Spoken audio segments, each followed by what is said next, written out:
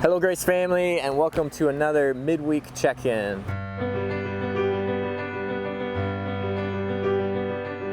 I want to take advantage of these opportunities and just come alongside of you and have some kind of small contact with you in the middle of your week to let you know that I'm here doing life with you, I'm following Jesus with you, I'm still learning, to come alongside you, to encourage you, to let you know I'm praying for you. And so I wanted to look back on this past week with Casey Danley preaching. Casey, thank you for doing that. You talked a lot about forgiveness and the idea that, we are to forgive others as Christ has forgiven us. And so looking at my own life and trying to apply that and live that out, one of the verses that I came across this week is in Matthew chapter 5, and it's verses 23 and 24. And it's Jesus, and he's speaking on anger, and here's what he has to say. He says, "So if you are offering your gift at the altar, and there remember that your brother has something against you, leave your gift there before the altar and go. First be reconciled to your brother, and then come and offer your gift." I was just thinking, I think there's so many times in our Christian life where our own personal walk with Jesus may feel a little distant.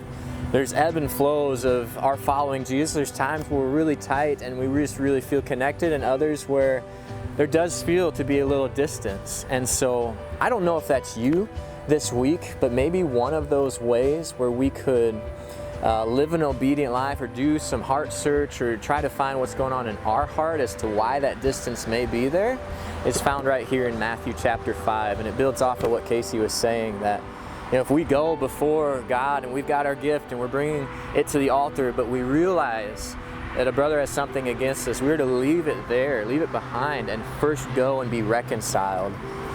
And so I don't know, maybe you're feeling a little distant in your walk this week. And this gives us an opportunity to go, well, maybe I'm harboring some of that anger or some of that unforgiveness in my own life. And so I just want to encourage you in that.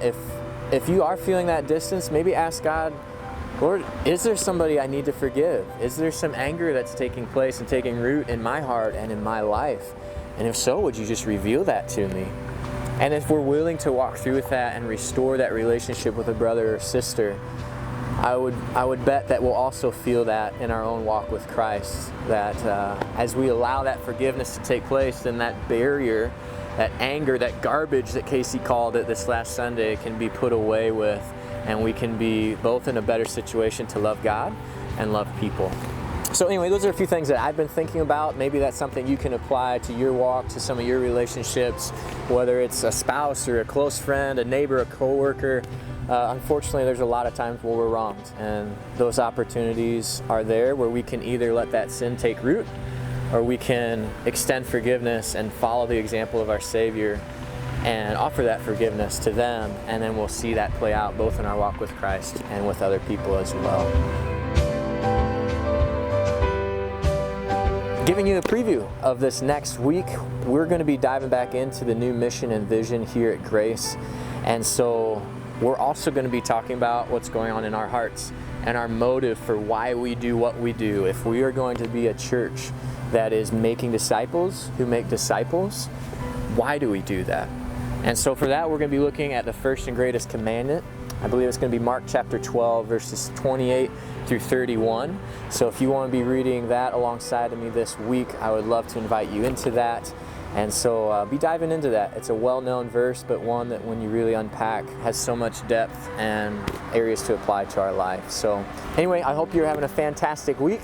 Maybe you're viewing this and you're not a part of our church family yet. I want to extend a personal invitation to you to come join us Sunday and learn what it looks like to love God with our heart and soul, where that's what we'll be talking about this week. Have a great rest of your week, and we'll see you Sunday.